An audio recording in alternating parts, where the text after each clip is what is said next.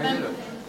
Egyet megterveztünk volna, én azt így szorgóznám ezennel, hiszen Szabó Erik következik, illetve Geszti Péter, majd Száraz Lajos fog még a Pannonból Marketing Mustra előadásával szólni pár szót, aztán mégis már csak a kötetlen bolkoscsolom marad, úgyhogy akkor szerintem kezdjük is el. Szabó Erik a Carnation Group képviseletében túl az első 4 millió mobilap letöltésében trendek, zsákutcák tapasztalatok, majd következik is Geszti Péter az Okego képviseletében, a Mém 6, az Okego, az RTL 2 bevezető kampányáról fogunk néhány szót hallani. Köszönöm. Szerintem abból sziasztok kell ez, vagy be tudom szerintem kiabálni, ugye? Jól alakom. Rutintalan, elmegy. Rutintalan, persze. Jó, megpróbálom akkor egyre szép napot mindenkinek. Sziasztok. Ezt én nyomtam már meg? Nem értem, hogy hozzá fogom.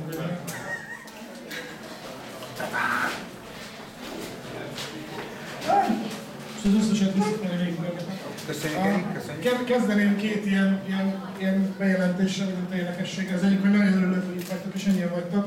Mert hogy ezt most itt gondolkodtunk, hogy hány éve, hogy 3 vagy 4, de jó, azt mondom, hogy ez a negyedik, csak az elsőt még nem a Tamással csináltuk, amilyen reklámfest vagy reklámjegyőrben. És annak idején pedig a kitalálásában részletből segítettem, mert egy olyan számozást, hogy ez így megmaradt, és mindig van valaki most már a Tamás életúr, aki ezt tovább viszi. A másik, hogy van nálam egy könyv, aminek az a cím, hogy reklám, vagy amit akartak, a Hargitai Lilának a könyve, illetve több szerző által összehozott könyv az ő szerkesztésével. Nagyon ajánlom szívesen, hogy ahogy mondájátok, végzetek meg, és rendeljétek, olvassátok, szerintem nagyon jó tanulmány, és ígértem, hogy mondok neki egy kis promóciót, úgyhogy ennyit a bevezetőről. Engem Szabó Eriknek hívnak a Carnation Grouptól, és amiről majd szeretnék beszélni, az mobil applikációk. Ugye itt ez egy reklámrendezvény, reklámkonferencia. Ez egy picit azt gondolom túlmutat a reklámon, vagy egy kicsit más irányba viszi. Ugyanis még reklám, azt gondolom, hogy egy digitális, most mondhatom, hogy reklámügynökség, egy digitális ügynökség vagyunk. Szóval elkezdtünk olyan dolgokat csinálni, amilyettől már egy picit távolabb van. Konkrétan saját alkalmazásokat, saját termékeket kezdtünk el fejleszteni. Kicsit megmondtuk azt, hogy az ügynökségeknek meg kell felelni, és az ügyfeleknek meg kell felelni. És arra jutottunk, hogy egy csomó ötletünk volt, ami szerintünk zseniális volt, és senkinek nem kellett mindig bekerülni a fiókba, azt mindig újra megpróbáltuk, de még mindig nem ment át. És akkor jutottunk egyszer, hogy akkor ezt csináljuk meg, mert hogy nagyon hiszünk benne, hogy ez igenis jó. Úgyhogy ilyeneket fogok mutatni, ez mind valamilyen kapcsolatban van a mobil alkalmazásokkal. Egyetlen dolog, elnézést kérek, a prezentáció angolul van, de értelemszerűen igazából illusztrációnak szántam és mesélek hozzá mindent. Csak nagyon azt mondom, hogy így volt gyorsabb, mert így voltak meg a diák, úgyhogy nem akartam átfordítani.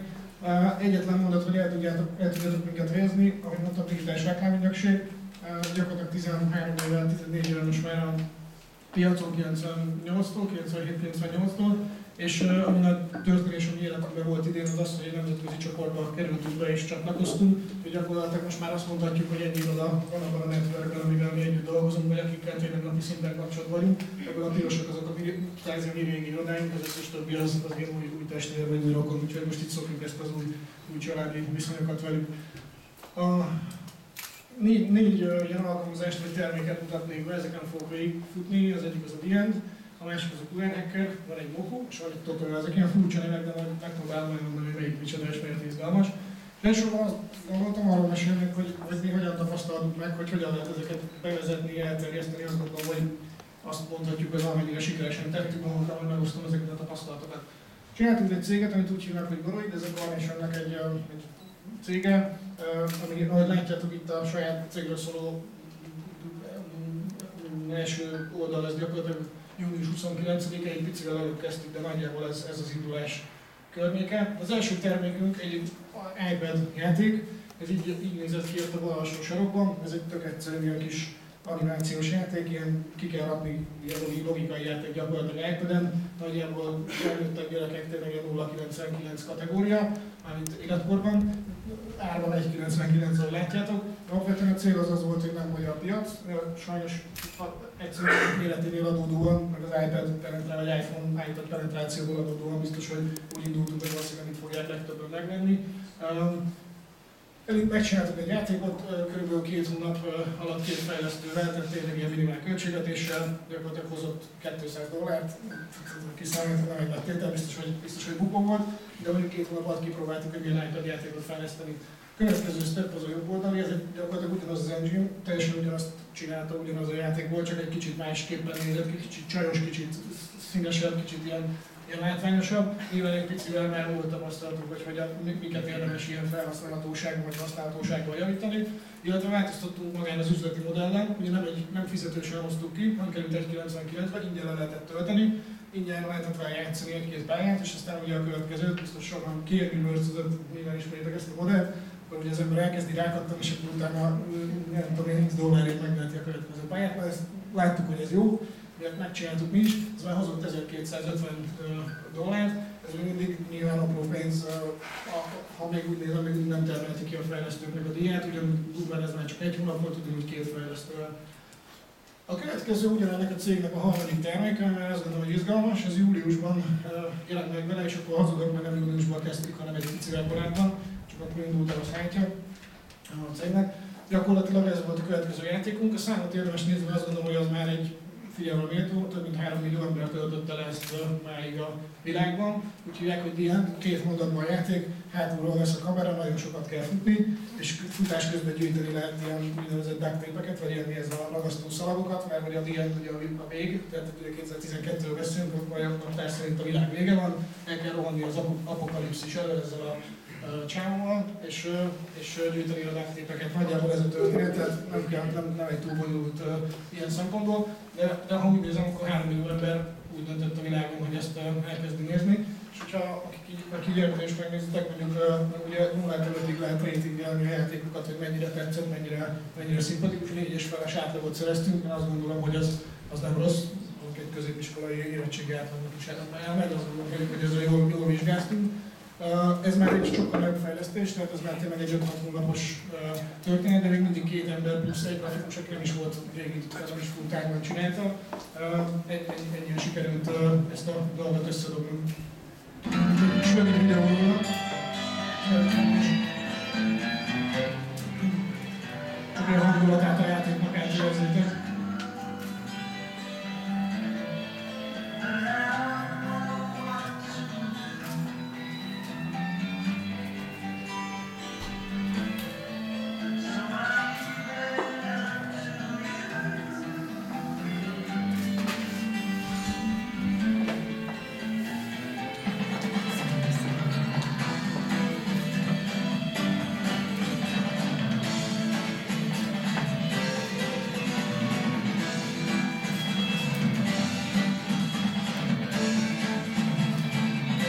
Mondtam, hogy nem vagyok.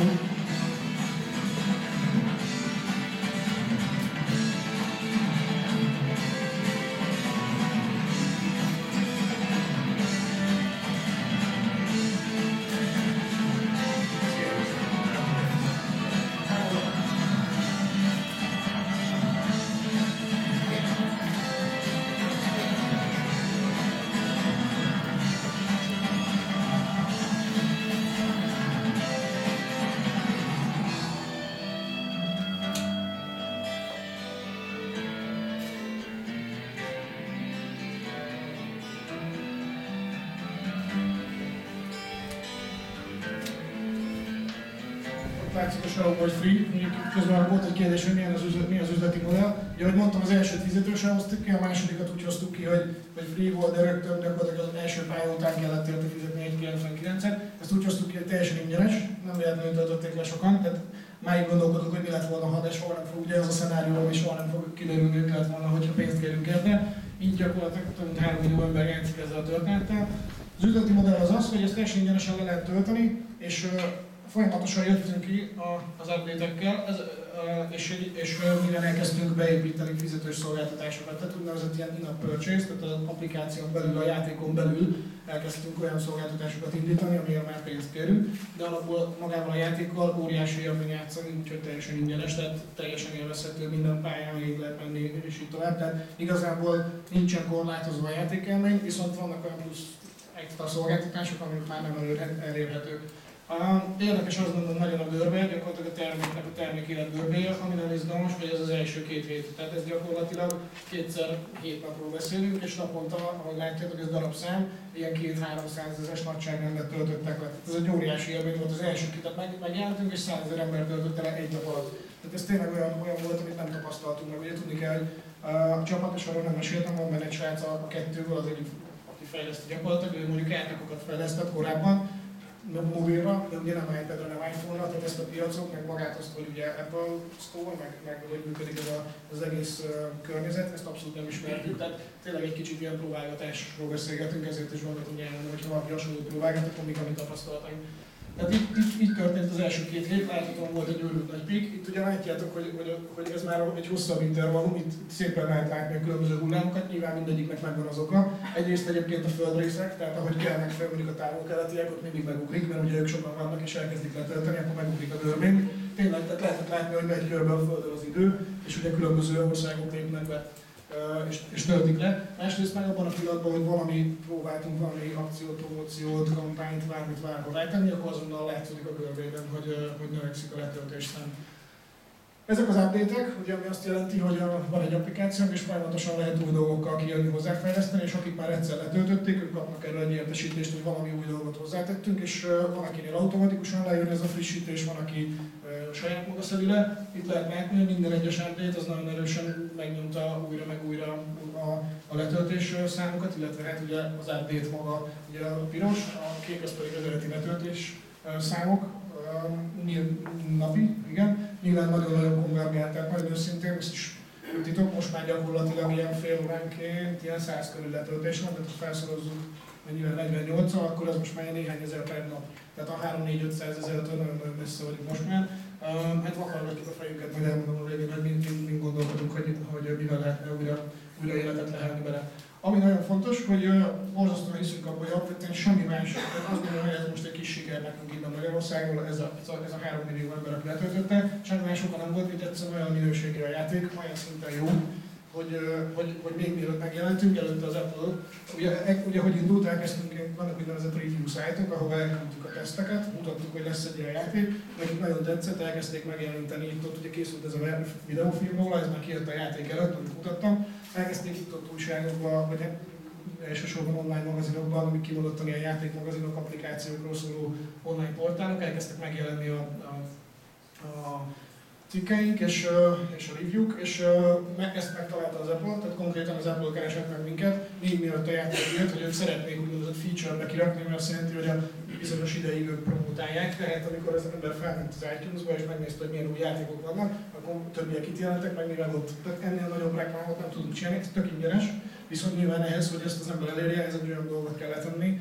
amit nem láttak addig, hogy valamilyen extra, nyilván nem tesznek oda mindenkit, meg hát nyilván az újdonság varázsa, de azt gondolom, hogy ez egy borzasztó lehetőség volt. Tehát ez a peak, amit kaptunk, ez egyértelműen ennek köszönhető, és abban a pillanatban, hogy innen lekerültünk, elkezdett a görbék szépen csengeni lefelé. Ez néhány review, csak érdekességképpen mondjuk azért mutatom, hogy hát azt gondolom, hogy tényleg nagy dolog, hogy ilyen helyekre kerültünk be. Az USA-today.com az mondjuk a világon a top 50 leglátogatottabb portál egyiket, tehát az amerikai egy olyan, nem az Index vagy az Origo.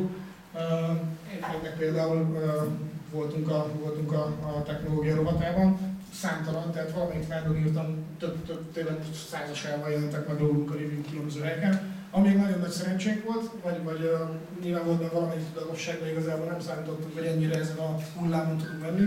Van egy olyan játék, amit úgy hívnak, hogy Temple Run, nem tudom, ismeritek-e, van, aki játszik vele. Ez egy nagyon hasonló játék, ugyanúgy rohan benne egy ember. Igazából egyáltalán nem az volt a gondolatunk, hogy ezt koppintsuk. Mi nem éreztük annyira egyformának a kettőt, de tök érdekes, hogy mindenki ezt hasonlította, viszont minden egyes komment arról szólt, hogy nagyon hasonló, mint a Temple Run, csak jobb. És innentől kezdve nekünk semmit nem kellett mondani, ennél jobb marketing gyakorlatilag nem lehetett volna, hogy mindenki talált valamit, amihez hasonlítja, csak följebb pozícionálja.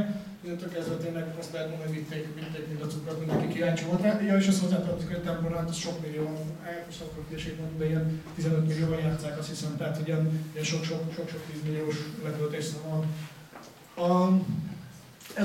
Ez egy ilyen úgynevezett heatmap, hogy a világon hol van a felhasználóinknak a koncentrációja. Tényleg azt lehet mondani, hogy tényleg a világ minden táján, úgyhogy nem véletlenül mondtam ezt, hogy fel a föld és kelnek fel az emberek, érezzük a hullámokat. Ami izgalmas benne, mint eszköz, hogy ezt megcsináltuk, ezt a heatmapet, kipublikáltuk a Facebook oldalára, gyakorlatilag máig az egyik legsikeresebb posztunk volt. Rögtön mindenki elkezdte nézni, hogy hol van, és akkor rajta kívül még ott hányan lehetnek, tehát maga az élmény, hogy így megjelent a térképünk a user maga. Tényleg kommentek jöttek, hogy akkor nem tudom, ez másik van, mindjárt nyitnak. Maradj csöndben. Szóval, hogy maga mint eszköz, egyrészt nyilván nekünk nagyon jó statisztika, ahol célzunk, értelmszerűen kommunikációs stratégia építéshez nagyon alkalmas, de mint eszköz, vagy mint egy promóciós elem, amit visszadottunk a felhasználónak, lehet, hogy hihetetlenül élvezték. Kicsit még social médiáról, borzasztó sok fotó készült, filmek és így tovább. Ami izgalmas, hogy kijött egy második hullám. Ugye, amit mondtam, hogy elkezdett a görbe lecsengeni, elkezdtük vakargatni a fejünket, hogy mi lehet a következő, és nagyon őszintén ebben a fázisban vagyunk most, Trying Error van, tehát így próbálgatjuk, hogy mivel lehet újra megint életet lehelni ebbe a görbébe. Az egyik, amiben nagyon hittünk, az a London Edition. Volt egy olyan terv, hogy az olimpiára kijövünk egy londoni ugyanezzel, csak Londonban fut az ember. Ugye az előző, ahol fut az ember, az egy nem létező város, az egy fiktív város, fel vannak építve 3D modellek az utcák, de nem nincsenek felismerhető elemek. Kitaláltuk, hogy milyen jó lesz, London elemekkel jövünk ki, és ugye the end, tehát hogy így a lerombolt olimpiai helyszínek, stadionok, nem tudom, és akkor ott van a világ vége, és ott fognak futni. Hát minden normális fejlesztői projekt, azt kell mondani most már 10 év után, hogy nem készült el határidőre, így aztán nem jöttünk ki az olimpiára. Egy darabig magyaráztuk magunknak, hogy ez úgyis the end, tehát hogy értitek vége az olimpiának, azért most jövünk, de az már ilyen kellemetlen, mi is éreztük. És nem hozott, és aztán persze elindultunk, aztán nem volt olimpiás, tehát azt tudni kell, hogy nem voltak benne 5 karikák, nem tudom, egyszerűen csak egy London városi futás. Nem hozott akkor a durranást, mint vártuk, tehát azt gondoltuk, hogy ez majd újra feldobja a görbét, nem dobta fel. Úgyhogy most megy a következő gondolkodás, hogy hogyan tovább, nyilván sok irányba lehet vinni a játékot. Nyilván ez is felmerült, hogy egyáltalán ezt a játékot kellett továbbvinni, vagy ennyit tudott ez a görbe. Ugye ez fontos tudni, hogy most már egyre több, azt mondtam, a következő rajta, hogy egyre több monetizációs elem van benne. Tehát ugye, mint mondtam, lehet benne venni szolgáltatásokat, vagy új, például az első az volt, hogy új karakterek, tehát van ez a karakter, amit láthatok, de van 3 másik, mint mondjuk például akik itt vannak.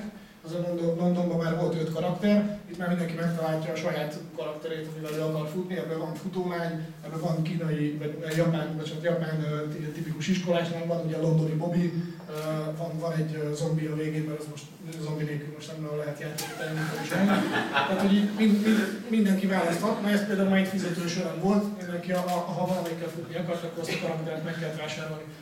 De egyre több ilyen elemet hoztunk be, egyre több mindenért lehet vagy kell fizetni. Ugye maga a duct tape, amit mondtam, ez amit gyűjteni kell, ez egy belső valutája a játéknak, tehát egy csomót lehet venni magáért a duct tape-ért, amit vagy összegyűjtök, vagy megvehetem pénzért. Ugye, hogyha nem akarok sokat futni és gyűjteni, akkor bedobok mint $3 vagy 2, ugye pár száz forintokról beszélünk.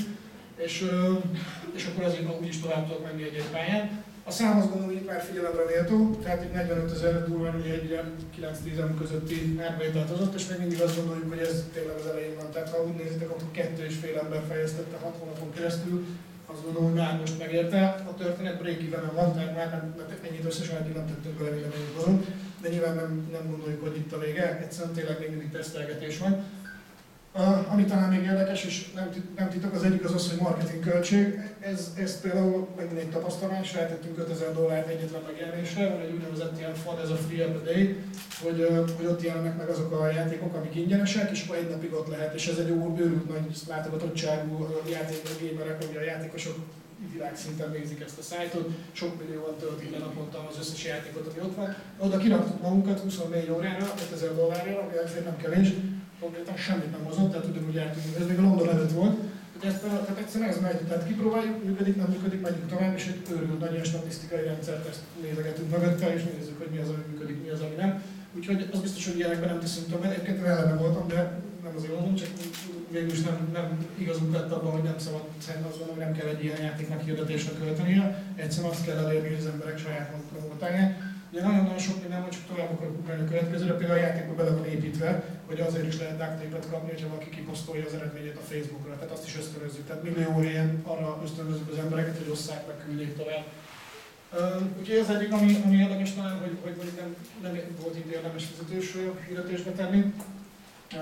A másik, ami és ez már egy kicsit ilyen belső info, de azt gondolom, hogy itt ebben a körben elmondhatom, hogy hogyan megyünk tovább. Egy örült nagy meglepetés kapcsán most a napokban kaptunk az egyik világ egyik legnagyobb filmstúdiójától egy levelet, hogy az egyik filmre, licenszre rájutnánk ezt a futójátékot. Nyilván olyan a film, amiben valaki fut és így viszonylag közel van a története a mi történetünkhöz, és hogy csináljuk meg azon a licenszen. Végülis hasonlítólag ez a Die Hard lett, hogy amit ráadásul itt is forgattak. Mondjuk, hogyha annak ez tud lenni majd egyszer a jövő évben, amikor kijön a film az applikációja, azt gondolom, hogy akkor onnantól kezdve nem kérdés, hogy mondjuk megérte a befektetést vagy nem. Úgyhogy ez egy ilyen történet. Igazából egyrészt, hogy azt akartam elmondani, hogy mik azok az applikáció tapasztalatok, amik nálunk vannak magában, hogy hogyan lehet piacra dobni és bevezetni. A másik meg azt gondolom, hogy lehet itt valahol csinálni olyan alkalmazást, amit tényleg a világon nagyon sok helyen, nagyon sokan letöltenek. Ez egy másik, ami egy fotó alkalmazás. Ez sokkal egyszerűbb és gyorsabb lesz. Egyszerűen olyan alkalmazás, szintén iPad, de nagyon volt az érdekes, hogy akkor csináltuk.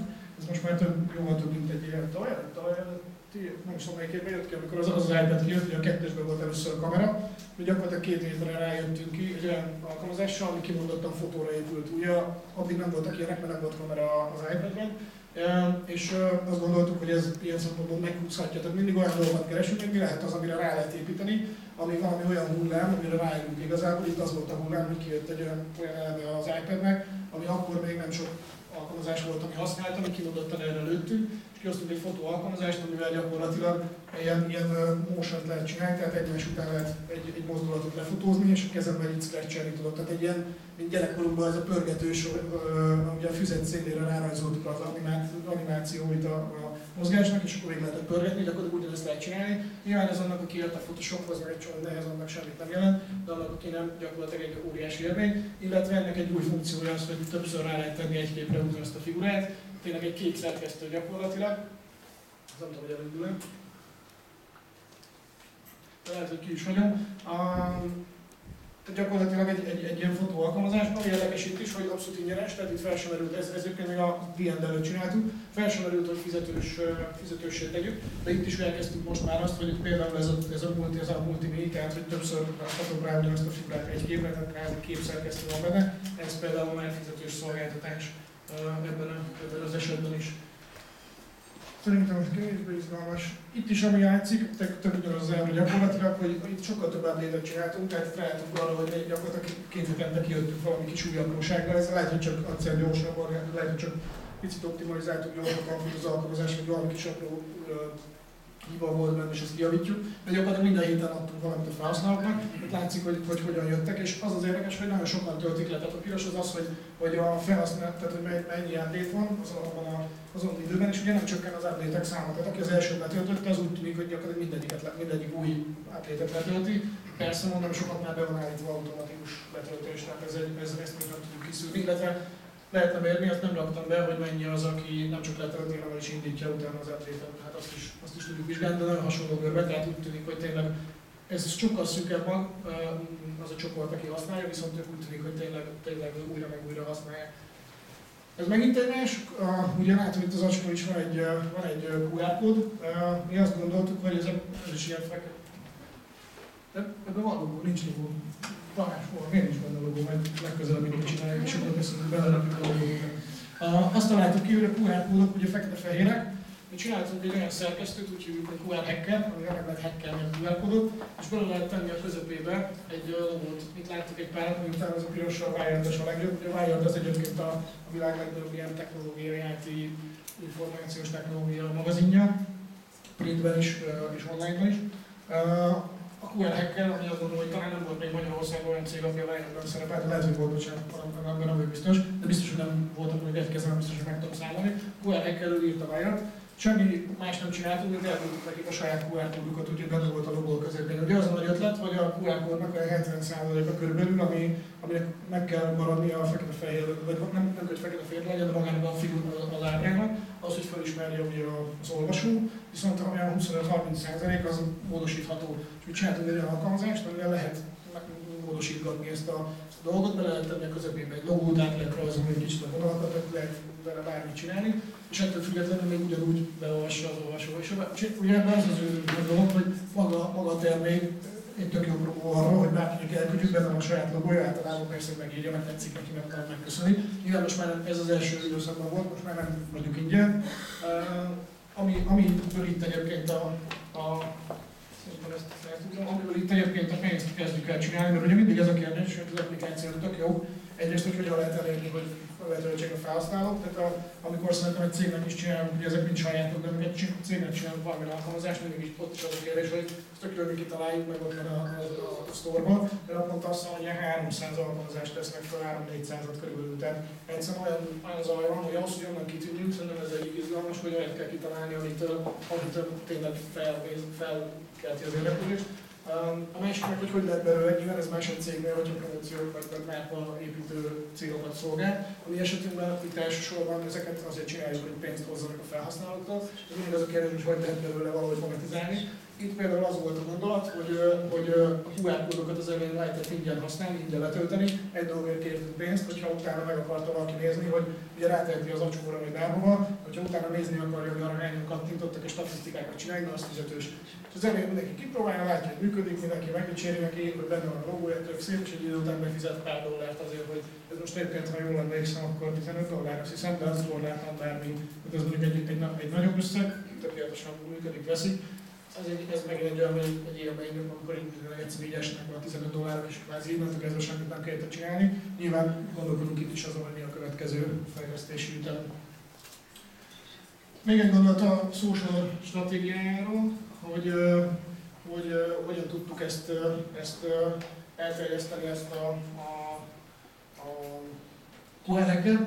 Itt igazából csak az üzenet, azt akartam mutatni, hogy egy tök egyszerű mechanizmusok vannak, tehát semmi nagy csodát nem csináltunk. Van egy ilyen bőrült nagy Excel táblánk, amiben gyakorlatilag össze van írva, hogy milyen forrák, milyen helyeken, milyen felületeken, milyen rendszerességgel akarok megjelenni. Ebben benne van az, hogy nem tudom, a Wired újságíróinak, nem tudom, a születésnapjára küldünk valamit. Benne van az, hogy nem tudom, a Wired már meglévő felhasználóinak, nem tudom, 2 hetente küldünk egy e-mailt, és itt tovább, és egyszerűen egy checklist, és minden héten van egy lánynak, sajnos feladat nincs, hogy minden héten, minden ponton végig, majd megnézi, hogy azon a héten azt kell, és ha igen, akkor megcsinálja. Tehát ilyen hiper egyszerű, és el lehet vele érni ilyen sikert. Itt is ugye az a nagy dolog, hogy azt gondolom, hogy jó az ötlet, jó a termék, amit nyilván mondjuk kezdve egyszerű. Egyébként ezekre a kisebb alkalmazásokra sorra költöttünk marketing pénzt, csak ilyen saját erőforrást.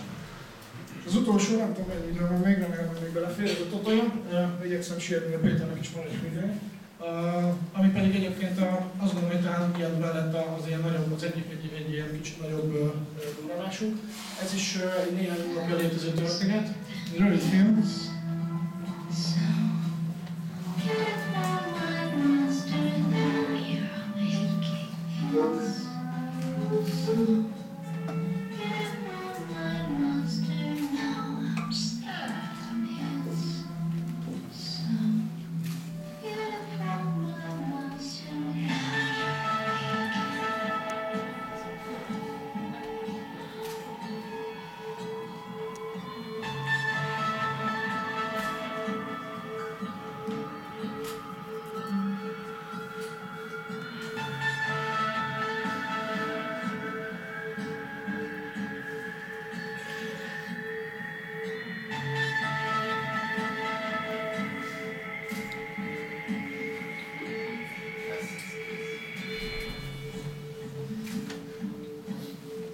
Itt a cuccélőben meg tudom mutatni utána, hogyha valakit érdekel, ez amiért beszélgettem közben. De gyakorlatilag ez egy plüss állat, meg egy ilyen kínai beszélőjátéknak az egyvelege. Amit ugye egy plüss cucc, amiben be lehet rakni egy iPad-et, és ugye egy olyan alkalmazást csináltunk, aminek a felülete ott érzékeny, ahol jól vágva a baba. Tényleg szívesen itt utána, hogyha valaki tényleg nyomkodjátok. Ugye a célcsoport az viszonylag jól behatárható, nem tudom, 0 és 3 éves kor között. Biztos nem véletlen, hogy ugye körülbelül az a generáció vagyok, aki a cégben, meg a főnöködnek, meg a cég vezetésének mondjuk az